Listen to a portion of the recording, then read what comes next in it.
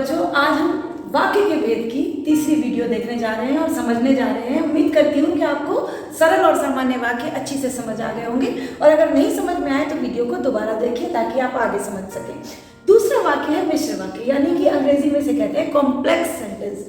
जब इसमें एक प्रधान उपवाक्य यानी कि मेन सेंटेंस और एक सेकंड हेल्पिंग सेंटेंस यानी कि जो आश्रित होता है प्रधान वाक्य पर, जब दो वाक्य एक पूरे वाक्य में शामिल हो जाते हैं, मतलब दो उपवाक्य जिन्हें हम कह सकते हैं जुड़े हों या जटिल या मिश्रित वाक्य वो बना देते हैं, क्योंकि एक वाक्य नहीं होता। एक होता है मेन सेंटेंस प्रधान, दूसरा होता है आश्रित। चलिए देखते हैं इसमें कौन कौन से शब्द इस्तेमाल किए जा सकते हैं।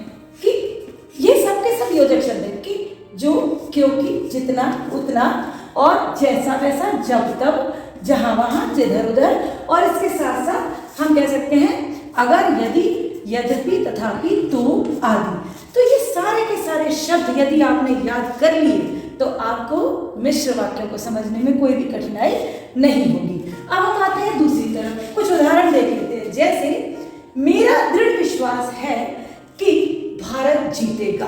अब यहाँ पर ये जो कि आया, इसने क्या करा, मुख्य वाक्य को आपके दूसरे आश्रित वाक्य यानी कि भारत जीतेगा, लेकिन क्या हो गया, मेरा दृढ़ विश्वास इसका आश्रित वाक्य हो गया, तो यहाँ पर की को जोड़ दिया। सफल वही होता है जो परिश्रम करता है। अब आप देखिए, जो परिश्रम करता है सफल वही होता है, इस तरीके से भी लिख सकते हैं। तीसरा वाक्य देखते हैं हम, यहाँ पर हम आते हैं कुछ सरल वाक्यों को बदल लेते हैं मिश्र वाक्यों में, ताकि आपको और भी अच्छे से समझ आ सके। पहला वाक्य देखते हैं, साहसी विद्यार्थी उन्नति करते हैं। ये हो गया आपका सरल वाक्य, बिल्कुल साधारण। लेकिन जैसे ही मैंने कहा, जो विद्यार्थी साहसी होते हैं वे उन्नति करते हैं, ये मिश्र हो गया, क्योंकि यहाँ पर हमने इसको मिश्र बनाया, जटिल बनाया, जो और वे से जोड़कर। इसी प्रकार हम देखते हैं एक और वाक्य उदाहरण में, यहाँ लिखा है कमाने वाला खाएगा। कमाने वाला खाएगा, बिल्कुल सही बात है, मेहनत करेगा तो खाएगा। अब सरल, अब मैंने इसको जैसे बोला, जो मेहनत करेगा वह खाएगा, तो जो कमाएगा वह खाएगा।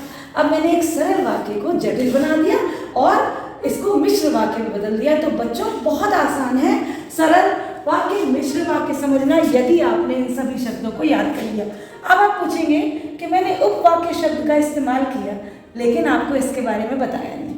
देखते हैं उपवाक्य का अर्थ क्या है। उपवाक्य का मतलब होता है संज्ञा उपवाक्य, विशेषण उपवाक्य और क्रिया विशेषण उपवाक्य। ये सब आपको बहुत आसान लगेंगे धीरे धीरे समझते हुए। तो बच्चों, जितना आपको सरल वाक्य और मिश्र वाक्य के बारे में बताया गया, यदि यह अंतर और यह शब्द आपने याद कर लिए तो इन दोनों को समझना आपके लिए बहुत आसान है।